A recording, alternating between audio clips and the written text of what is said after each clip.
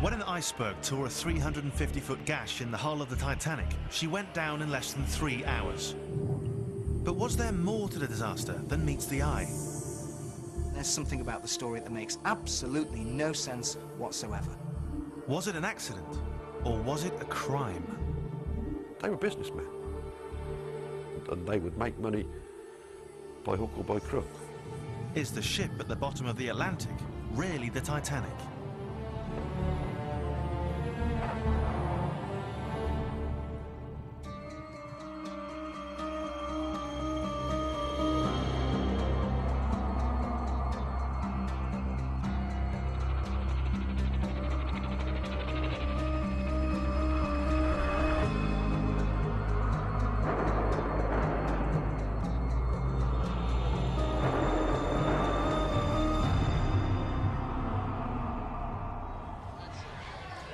Almost a century after it sank, the Titanic continues to fascinate us. Exhibitions of items lifted from the wreck, like this one in Manchester, attract tens of thousands of visitors. But now a new theory's emerged, which could turn everything we think we know about the disaster on its head. And if it's true, it'll mean that none of the items on display here even came from the Titanic at all.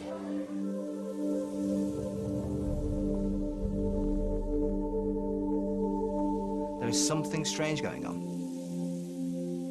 And the more you look at it, the more convinced you become that there is, at least maybe we don't know quite what at the moment. We don't know quite what yet in the story, but there's something very, very strange going on. There was no attempt made at all to save that ship. It's almost as if they wanted it to go to the bottom.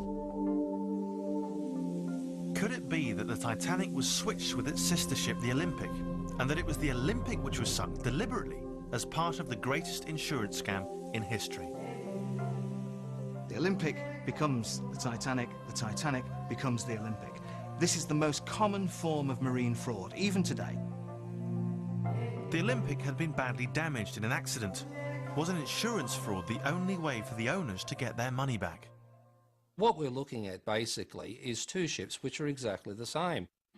To the average person in the street looking at them from a distance, they would simply have no idea which ship was which.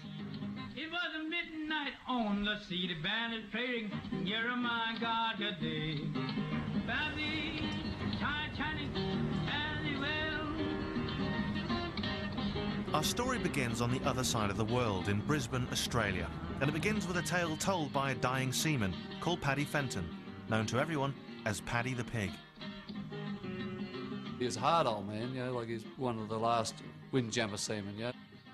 Paddy told me that, like, he was the ordinary seaman on the Titanic, and that the iceberg did not cause the sinking of the ship and that there. What he said it was that they'd had a fire in the bunkers, and the fire had been burning since they loaded the bunkers. Paddy's claim was bizarre and extraordinary. He said that as ice-cold water rushed in, it reacted with a bunker fire in the bowels of the ship to cause an explosion. It was this, rather than the initial collision with the iceberg, which sank Titanic. But Paddy had a second, even more astonishing claim. Paddy Fenton did say that there were rumours among the crew that the ships had been switched, there was an insurance scam going on. The logic was this. The Olympic was unusable and uninsurable because of its accident the year before. But if the ships were switched and insurers thought it was the Titanic which had sunk, then they'd be happy to pay up in full. With the insurance scam, Paddy said that it was a big cover-up, because when they got back to port, a company official came down with a man from the British government out there, took the crew aside and swore them all to secrecy under the Official Secrecy Act. I think the only reason Paddy was telling me is because he was getting old and out there, and I think he just wanted to clear his conscience. The thing that haunted him the most was the women and children, their screams. Paddy's stories seemed outlandish, absurd even, as you might expect from someone who walks around calling himself Paddy the Pig. But then, in 1985, came a discovery which would transform the study of the Titanic. On September the 1st that year at 12:50 a.m, an American submersible in the North Atlantic began picking up strange images on its underwater cameras. Within minutes, the crew realised they'd made the greatest underwater discovery of the 20th century, the wreck of the Titanic. It lay 2.5 miles down and was broken into 3 pieces. And there, in the side of the ship, was a hole, just where Paddy the pig said it would be. The plating is pushed outwards. It's not where something's hit the ship. If it was iceberg damage, when the ship had struck something solid, the plating would have been pushed into the ship, not outwards. The thing with Paddy the pig is that unless you knew that that was true, you couldn't have made that up. There is no way that Fenton could have known unless he was on the ship and saw an explosion. Perhaps Paddy wasn't mad after all. Could his story actually be true? I decided to head off to the scene of the crime. I'm standing at the Harland and Wolff shipyard in Belfast, and it's on this exact spot that the Titanic and its sister ship, the Olympic, were built. Now, conspiracy theorists claim that the 2 ships were switched as part of a massive insurance scam. And if it's true, then the switch would have happened right here. The 2 ships were built side by side on giant gantries. They towered over the city. The Olympic was the older of the sisters, launched a full year before the Titanic in 1911. The class leader of these ships was in fact Olympic. Very, very famous ship in her time, the biggest ship in the world, the largest man-made moving object on Earth. All the rest of it, that was all applied to Olympic. Titanic was the second of the class. John Parkinson's father worked as a carpenter on both ships, and John is perhaps the last man alive to have seen the Titanic. Oh, it was a wonderful, wonderful experience. See, I was just a wee boy, between 5 and 6 years of age when I saw it. My father brought me down here on a Sunday afternoon, and he took me round to see it. And there it was. When I looked at it, I was afraid in case it would fall on me. It was so big, it seemed to reach the sky. And what did the Olympic look like? Oh, it was a lovely ship too. You'd hardly known the difference between the 2. They were sisters, you see. Aye. Very like each other. Then John told me something that intrigued me. Oh yes, there were rumours that the ships had been switched and all sorts of things. And So this theory's been around for a very long time. it has, yes. Do you remember anyone saying it to you back in the old days? Oh yes, you hear wee bits of rumours about that, you know. But that was a lot of nonsense. It was the Titanic. It was clear the conspiracy theory was as old as the disaster itself. And although John was dismissive, I was curious. I wondered what secrets might lie hidden in Belfast.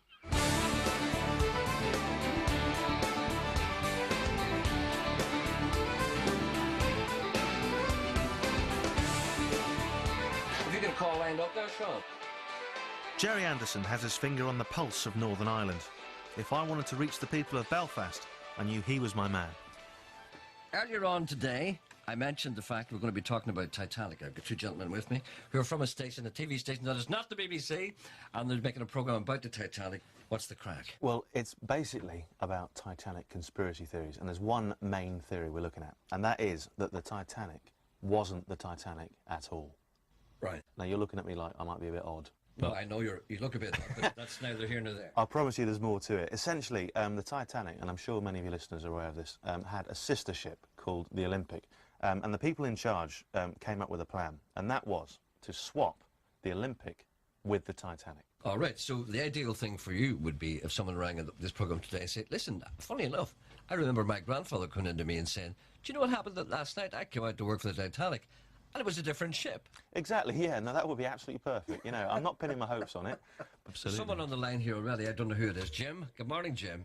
Good morning. Yes, Jim, have you any connection with the Titanic at all? My partner's grandfather actually worked and built the Titanic. Basically, it wasn't Titanic, it sank. It wasn't, did you say? Yep. Wow, how do you know that? It's the Olympic, it sank. He swore on, I think, sister ship. Are you serious? Yep. the White Star Line, there were financial difficulties, and that's the only way they could claim and get themselves back on track. I mean, that seems to go with what I've been hearing. I was hearing that the White Star had some financial difficulties, especially with the Olympic, so they couldn't get any insurance money for the Olympic, so that's when the swap took place. Does that kind of fit with what... Yes, it does. Right.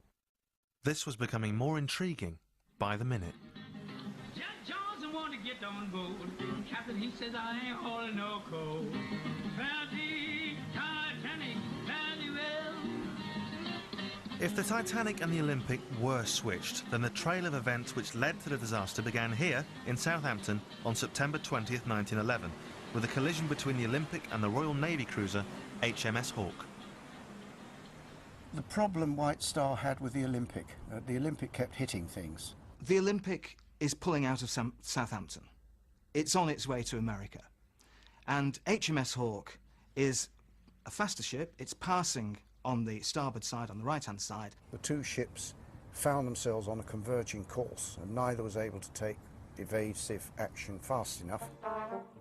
The Hawke was a vintage 19th century battleship which was fitted with an underwater ram.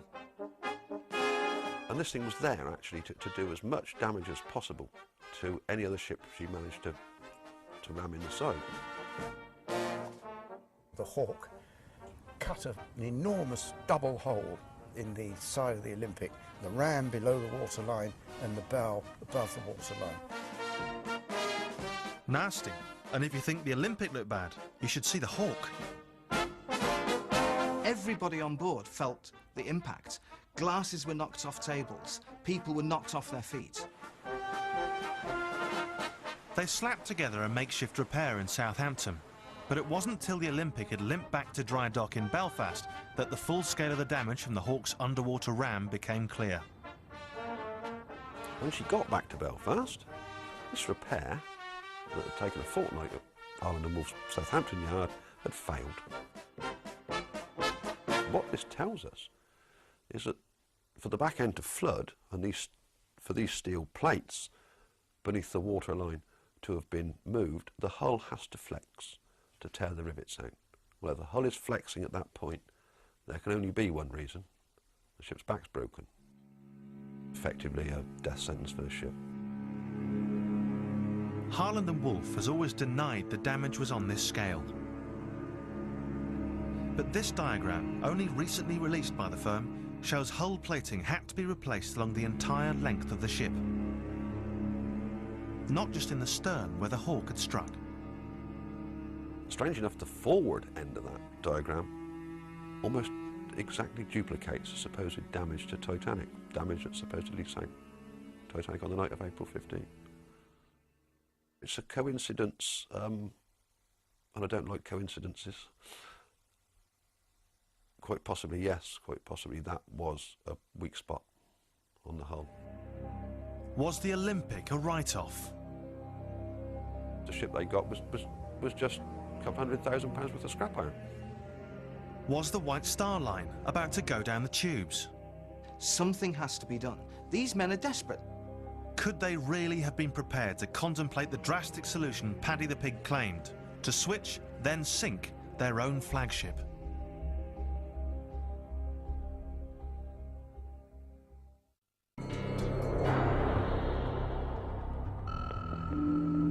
A dying seaman had told an apparently far-fetched story that the Titanic had been swapped with her damaged sister ship, the Olympic. But the Olympic had been damaged in a collision the previous year with the Royal Navy cruiser HMS Hawke, perhaps more badly than the company acknowledged. All of a sudden they've shelled out all this money on a ship which is now useless. It's never going to pass another Board of Trade inspection. And to make matters worse, they'd get no insurance payout. The Royal Navy had investigated the Hawke accident and found itself not guilty. Steamliners were a multi-million-dollar business. They catered not just for the rich and the famous, but also for the hundreds of thousands of migrants pouring across the Atlantic to America. Olympic and Titanic are, in fact, the White Star Line's survival strategy in the very, very competitive North Atlantic trade. The company could well go into receivership. Something has to be done. These men are desperate. The Titanic's ultimate owner was the American J.P. Morgan, one of the most ruthless financiers of the age. The head of White Star was Bruce Ismay, an equally shrewd operator. They were businessmen, and they would make money by hook or by crook. They knew they were in trouble. It may have been at this point that someone in the company came up with a bright idea. Why not take the exact copy of the ship, sitting only 200 or 300 feet away? We have a lame duck. We have a boat that's no good. So we swap it over with the other boat. Their only way out, really, was an insurance fraud. Otherwise, the ship they got was just a couple £100,000 worth of scrap iron. Even today, the most common form of marine fraud is to swap the names of the ships. Goes on all the time. And in those days, it was no different. By staging an accident, they could then claim the full insurance on the Olympic. And the Titanic, masquerading as the Olympic, could sail around the world for the next few decades, earning money for White Star. Here is a perfect opportunity to make good on their losses, make good on the insurance, and develop this whole fraud that no one, they hope, is going to spot. It was brilliant in its simplicity. But if White Star were going to get away with it, first they'd have to make sure these two ships really did look identical. Bruce Beveridge is a former Chicago cop, a Titanic enthusiast, and a skeptic about the switch theory. He's spent years poring over plans and pictures of the two ships, applying his detective skills to the mystery. The small differences between these two ships were minute, and you really had to have a sharp eye in order to pick them out. Bruce looked at photos taken in the months before the disaster and was surprised by what he saw. I found that when I started to compare the photographs of the two ships up until April 1st of 1912, that the Olympic surprisingly was starting to look more and more like Titanic. What should be a case against a switch, we find that the pictures actually start to promote it after a while. For Bruce, the most dramatic example was the portholes. The Titanic had a distinctive 5-porthole arrangement on the forecastle deck. This feature was missing on the Olympic at the time of its launch. But then, at some point in the winter of 1911, it was suddenly changed to exactly the same pattern as the Titanic. The reason for this, we don't know. But for some reason, the Olympic started to look more and more like Titanic. What should be evidence to disprove a switch theory, in fact, supports it. The sisters were becoming twins. By the spring of 1912, the two ships were almost a perfect mirror image. The plan was primed and ready to go. In March, the Olympic was brought into the dry dock in Belfast to have a propeller blade replaced. It was a job that should have taken 2 days, but the Olympic was here for 1 week. It was at this point that many believe the switch was made. There was only one dry dock that could handle ships of this size. They were racing to complete the Titanic. Only one dry dock. The ships were changing places, perhaps on a daily basis for about 4 days, March the 2nd onwards. And that's it. That was your opportunity. The switch would have been very simple and very quick. What needs to be changed? A few lifeboats, a few lifebelts, a few letterheads and menus. Basically trivial stuff. I mean, White Star actually made a practice of making all their portable items interchangeable ship to ship. Both ships used exactly the same stuff, and the crest on all this was not the name of the individual ship, it was the White Star Line. So that was taken care of. When the rest of the workforce comes back into work on Monday morning, it's like nothing's happened. If true, it was the greatest sleight of hand in history. On March the 7th, the ship White Star called the Olympic sailed out of Belfast. 3 weeks later, the ship they called the Titanic was ready for its maiden voyage. But White Star had one last hurdle to overcome: Titanic's official sea trials. Normally these things had 2 days of sea trials, 2 full days. Sea trials. Normally these things have 2 days of sea trials, 2 full days of sea trials. Titanic only got the benefit of 1 short day, was never run up to full speed or put through any serious manoeuvres at all. The trials were so superficial, the inspectors failed to notice one fact in particular. The Titanic was on fire, just as Paddy the Pig had said. It is an established fact that there had been a coal bunker fire burning. It'd been burning from the time the ship actually left Belfast. I mean, that wasn't known back in the 60s, well, not widely known. It was only people like, well, people like me that dig into these things all the time. Quite extraordinary, this.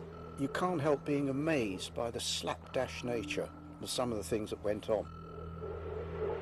There's one thing that sailors fear more than anything else at sea, more than icebergs, more than sea monsters, it's a fire. But of course, as far as the inspectors were concerned, they were looking at a brand new ship, and they weren't bothered to look too closely. They've seen the plans, they know the thing works, it's exactly the same build as the Olympic, so we can sign it off at 12 o'clock and all go for an early lunch. The inspector didn't even go down to the engine room to have a look. White Star had got away with it.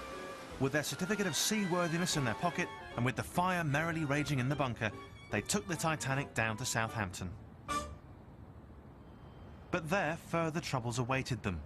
The crew signed on in Belfast seemed to have taken a dislike to the new ship. We know that the crew that brought the ship down from Belfast, only one of those men actually signed back on. The boilermen and stokers resigned en masse. A bunker fire was bad enough, but was there something else about the ship which worried them?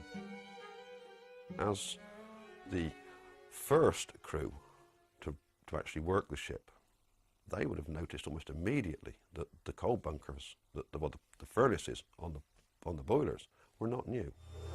They didn't want to know about this ship.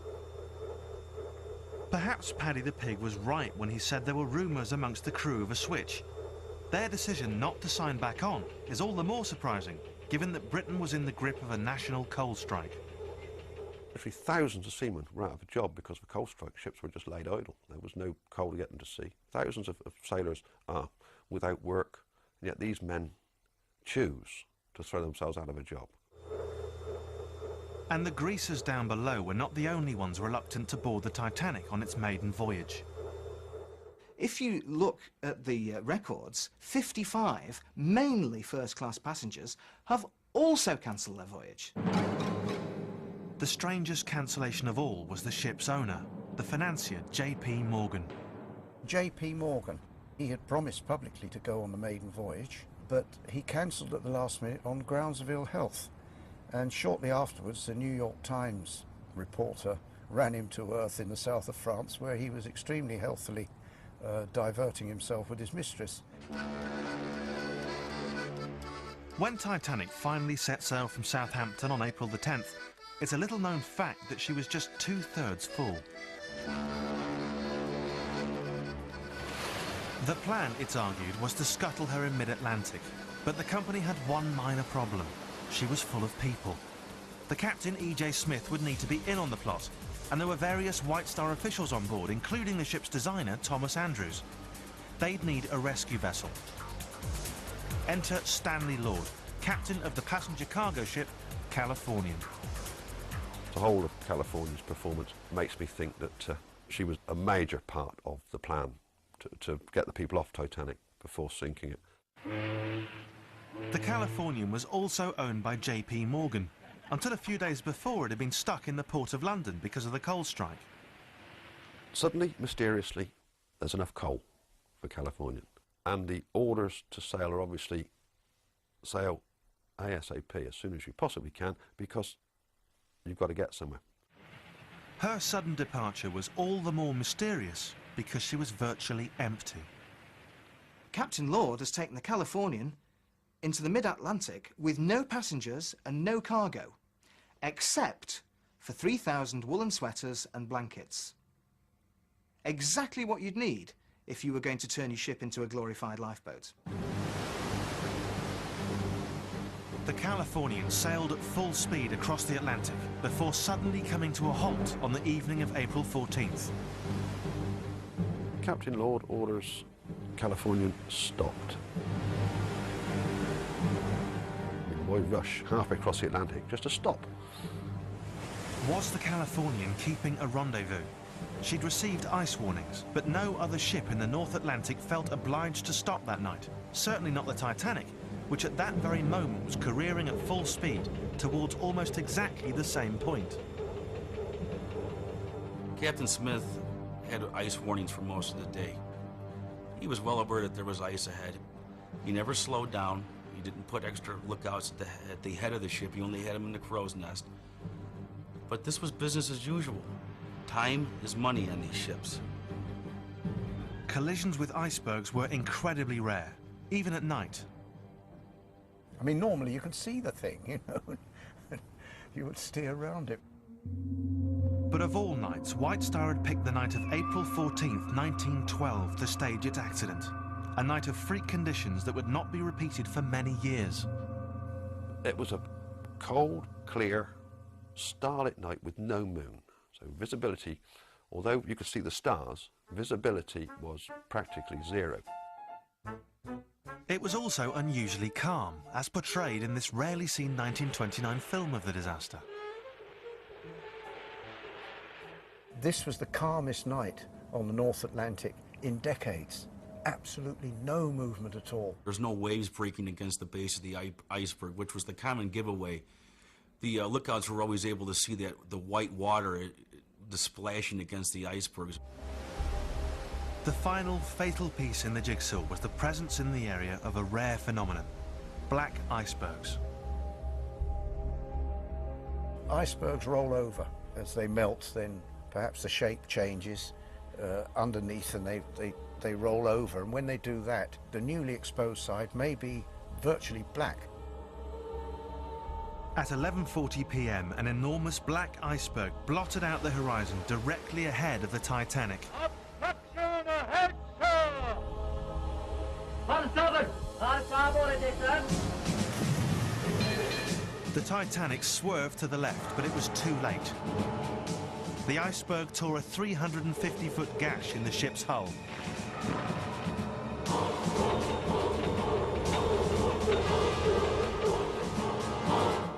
The Titanic was divided up into 16 watertight compartments. Now, any two of those could flood and she'd be okay.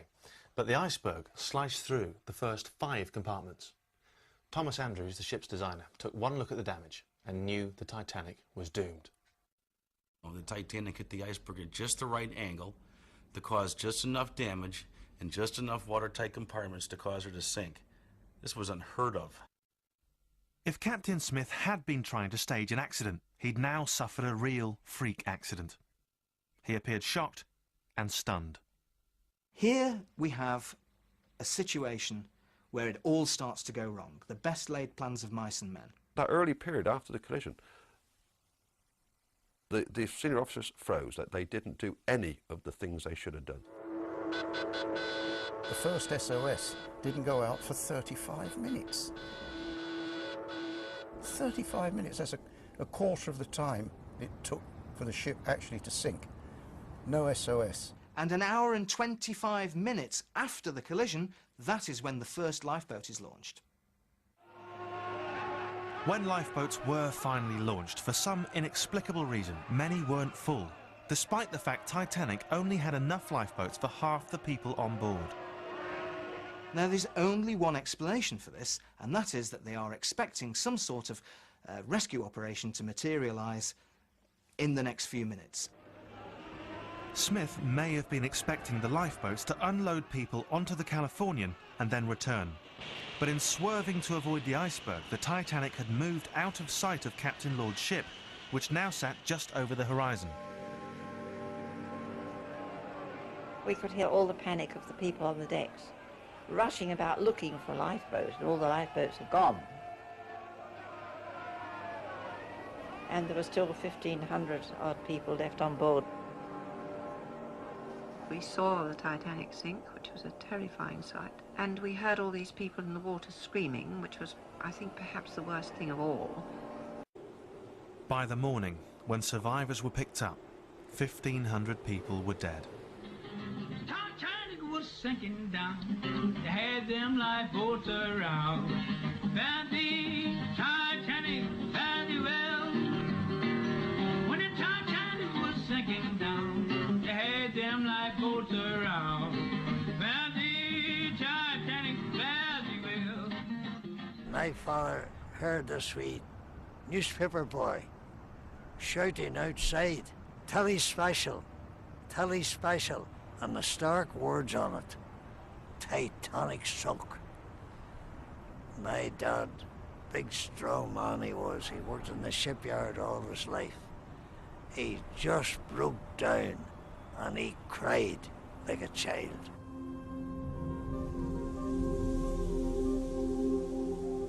What had started here in Belfast as one of the greatest scams in history had ended in fiasco. If the truth had come out, it would certainly have been a bit embarrassing for the political establishment.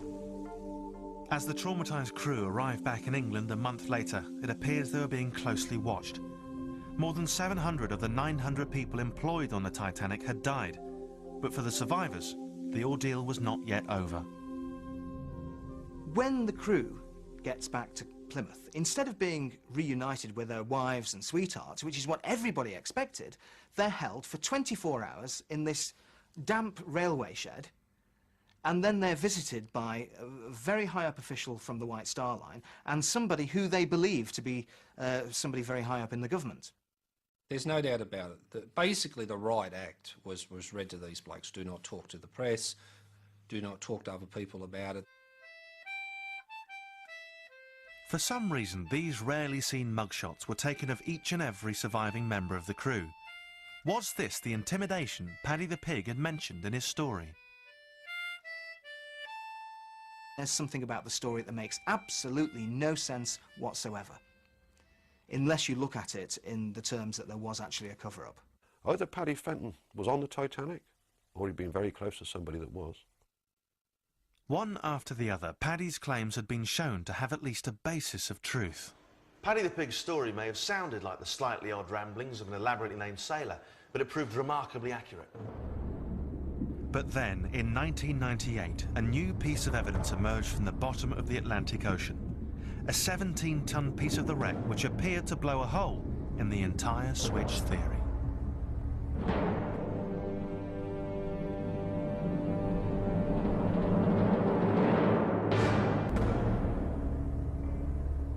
A group of Titanic experts had built a powerful argument that Titanic had been switched with its sister ship, the Olympic, before the famous disaster. But back in Northern Ireland, I wanted to see if the theory really held water.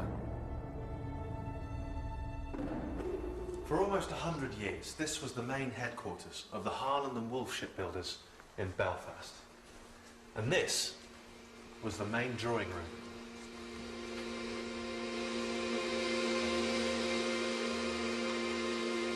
It was in this room that plans for both the Olympic and the Titanic were drawn up. I've come here to meet with someone who may have evidence which blows the whole switch theory out of the water. You all right? Are you Dave? David Lawrence. Nice to meet you, I'm Danny. How are you? I'm very well, thank you. This is a great room. Isn't it? For over 40 years, David Livingston was one of the top naval architects at Harland and Wolff. In 1998, he took part in a dive down to the wreck.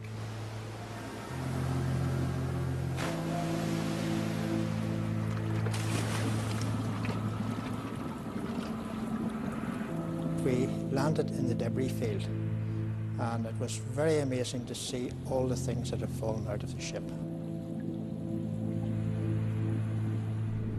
And my first view of the ship was the bow rising out of the gloom.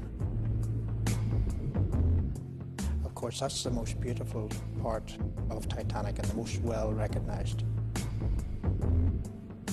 During the dive, the largest piece ever raised from the Titanic was brought to the surface. A 17-ton chunk of hull. David was asked to identify it. There were two large portholes and two small ones. And we thought initially that this would be a very easy way of identifying where it came from. He looked first at the original master plans. plans which were drawn up for both the Titanic and the Olympic. But to his surprise, the pattern of portholes on the hull piece was nowhere to be seen. But then David ordered up a separate set of plans which were done just for the Titanic. This is the specific plan for Titanic. So it's ship number 401. And we can see here that the two small portholes are actually shown on this drawing. So this is specific to Titanic. The Titanic plans matched the wreck. It turns out an extra toilet had been added, meaning an extra porthole had to be drilled. A porthole which never appeared on the Olympic. And then it all fitted into place. Now, is it in any way possible that you were mistaken that day and that you weren't looking at the Titanic at all, that you were looking at the Olympic? Absolutely not. This, of course, is a section of the biggest piece of the Titanic that's ever been recovered, and it's a real favorite of mine, of course, because you can see those wonderful overlapping steel plates and some of the two... Robin Gardner is the high priest of Titanic conspiracy theorists. A former plasterer from Oxford, he's now writing his third book on the subject. A film set, this is the real thing. That's right. I took him to Manchester to meet with Mark Lack, head of the Titanic exhibition. This is actually, Robin, as you know, the recovery of the big piece, the largest piece of the Titanic that's ever been recovered. And of course, I got Mark to show Robin the new evidence. But what's unique, of course, are these two small portholes that are in the center, the smallest portholes that only show up on the deck plan, or the plans of the Titanic. Yeah. But Robin wasn't fooled that easily. Obviously, Harland and Wolff would have spotted this almost immediately and converted the second ship to have the correct number of portholes. It's no great difficulty for shipbuilders of the calibre of Harland and Wolff. The wreck was still the Olympic, he believed. The extra porthole had simply been added following the switch to make it look like the Titanic. There was no problem in altering anything on these ships as far as Harlands were concerned. I mean, basically they used 30-foot long pieces of 6 feet wide, inch thick steel, like a child plays with Meccano. But the wreck was yielding other uncomfortable surprises for the conspiracy theorists. On the starboard propeller blade, the number 401 was clearly visible. Titanic's ship number. In the foundry where those things were cast, and they were cast right at Harland and Wolff, they marked those blades so that they could identify which ship they belonged to, so that they would not get mixed up. But again, there may be an explanation. In October 1911, when the Olympic returned to Belfast following the Hawke collision, she had to have her propellers replaced. Is it possible they simply took the propeller from the still unfinished Titanic? The damaged propeller of the Olympic is now useless, so they remove that, they take the starboard propeller from the Titanic and put it on the Olympic. Now, if they did do that, then everything gets a bit confusing. So, the ship that's on the bottom, if that's Titanic, then obviously the wrong propeller was obviously fitted to Titanic to Olympic in the first place. Has to be, doesn't it? Say that again now. I'm sorry. Let's work through it. No, I don't think I'd follow me through that. And if these two are confused, how am I meant to keep up? But could you really just have stuck Titanic's propeller on the Olympic? Bruce Beveridge doesn't think so. Propellers for ships are not exactly alike. The whole reason why they put the 401 on it in the first place is so that they knew in the yard that this propeller was meant for the Titanic. I mean, if they were interchangeable with the Olympic, then there would be no reason for that. You could just go into the shed and say, give me one of the big ones in the back. And the propeller isn't the only item which was marked. This cabinet was found floating in the water at the wreck site shortly after the disaster. On the back, 401 is clearly visible, and there are numerous others with the 401 stamp. I think we found about 6 pieces. That it was an obvious stamping or numbering. But again, Robin's not convinced. Of course, these things would have been parked in the stores at Harlands. The man goes to the stores to get, for the sake of argument, a stand for a telegraph. Pick up the first one he comes to. Yeah. Now, it's interesting. The official number for the Olympic was... What, 400? 400, right. Yeah, we have never found anything at the wreck site that has 400 on it. That's the old trick. If you're not looking, you won't find it. It's, that's... But I think if we would have spotted 400, it would have caught our eye, of course. Well, good. I'd like to... Right? Yeah. I'll give you a ring when we do. Well, thank you. That's Bruce Beveridge's obsessive study of photographs was also beginning to yield results. He'd found that although the two ships may have looked similar from the outside, on the inside there were a number of minor differences. There's too many minute changes, whether it be a light on a bulkhead that was placed one frame to the right or one frame to the left. You know, these are things that people who pay real close attention to these two ships and these photographs can notice. The wheelhouse was just one example. We have the wheelhouse of the Olympic. Originally, her wheelhouse had a curved front. On Titanic, the wheelhouse had a straight front. On the wreck today, the ship's wheel is the main attraction for visiting submersibles. Plaques have been left along the base of what was once the wheelhouse wall. As this photo shows, that wall was clearly straight, as on the Titanic. The evidence is there in the photographs. The differences that are on the Titanic from the Olympic can be verified through the wreck. Anything that is still left that were specific to Titanic on the wreck are still there. Hello. And back at Radio Foyle, the trail was turning cold as well. Yes, who's that? Roy Anderson. Yes, hello, how are you, sir? What have you got to add to our story? Right. First of all, well, my grandfather and my wife's grandfather were both cabinet makers on the Titanic. My grandfather and my wife's grandfather never, ever talked about the boat being changed or switched. And they were deeply involved with it. No, it was the Titanic that went down. Right. Right, thank you. The plot thickens. Okay, good luck. Okay, thank you. Sammy's on 3. Good morning, Sammy. Jerry, it was the Titanic that definitely sunk. Yeah. Jerry, it's typical of Irish myth and legend. That's something we haven't mentioned, Irish myth and legend. Exactly, the story gets better every time I tell it. This didn't really make sense to me. If the two ships were switched, you'd expect to hear something more than the occasional half-baked rumour. Jerry agreed. I don't think anyone really believes that there was ever a switch, because when you think about it, the number of people, I don't know what it was, 15,000 people working on the Titanic. I mean, can you imagine trying to keep 15,000 people quiet and actually keep it under their hat, especially Irish people, after a few pints? It just cannot be done. I was beginning to feel it was time I took a second look at Paddy the Pig, the Irishman who'd claimed he was an ordinary seaman on the Titanic. I think Paddy the Pig liked to spend a lot of yarn in the pubs.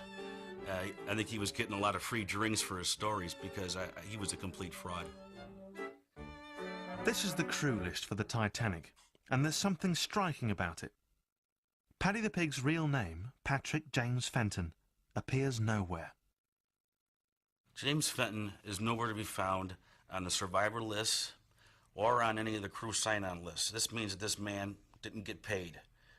You know, it's one thing to be missing from Rostron's list of survivors or any other official list of survivors. It happened a couple of times. But to not be on the crew list, that is definitely a red flag. That means that the man wasn't there. As for Paddy the Pig's hole in the starboard hull, well, there's another explanation. The simple fact is that the ship actually broke in half, and when the bow section went down, she hit the bottom, nose first, and dug herself in and then bent backwards. And that opened up the plating in the area where the reserve coal bunker was. It is just coincidence that it happens to be near the reserve coal bunker. Paddy just got lucky. When the Titanic was sinking down, they had them lifeboats around. Found the Titanic very well. So, was the Titanic switched at birth? The experts are divided. I would have to say that the question remains open. I do not have enough concrete information to categorically say that the ship on the bottom of the Atlantic is the Titanic. It's amazing how far you can go with it. It's astonishing how easy it was or would have been to make the switch if that's what happened. I think it's utter nonsense. It may be a very good bit of fiction, but it cannot be substantiated in facts. The switch theory, I think, makes for good reading. I think it would probably make a good movie, but it's a myth and it should remain there. So you reckon it's bunkum? Absolute bunkum. This is a cracking conspiracy theory, and one that's all too tempting to believe, were it not for the vast, massive evidence against it. But that's not to say it's absurd. Far from it. It's very, very easy to see how this whole thing must have begun. This is the only film ever taken of the Titanic. Only a few dozen photographs exist. After all, she sank within a fortnight of being completed. But after the disaster, there would be an insatiable demand for images. People started churning out souvenirs, quite extraordinary. Something like 200 commemorative postcards, and I don't think any of them showed the Titanic. They all showed the Olympic. You say to yourself, which ship am I actually looking at? The newsreels followed suit. These are some of the most frequently used images of the Titanic, except it's really the Olympic. The giveaway? See how the filmmaker has scratched out the harbour name from the back of the tugs. That's because these shots were taken in New York, the city the Titanic never reached. Even to this day, people are still misidentifying photographs. You know, they're saying that it's a Titanic when in fact it's the Olympic. They were 99% identical. So it seems the Titanic and the Olympic never were switched. There never was an insurance scam. But by a twist of fate, it's the Olympic which has sailed into history in 1,000 postcards and newsreels. Unless, of course, they were switched, in which case it was the Titanic after all. Jewel thief Pierce Brosnan retires to a paradise island this weekend until tempted back into action by an offer he can't refuse. After the Sunset is the Sky Movies Saturday premiere. Here on Sky 2 next tonight, though, celebrate the silly season with the Road Wars Christmas special.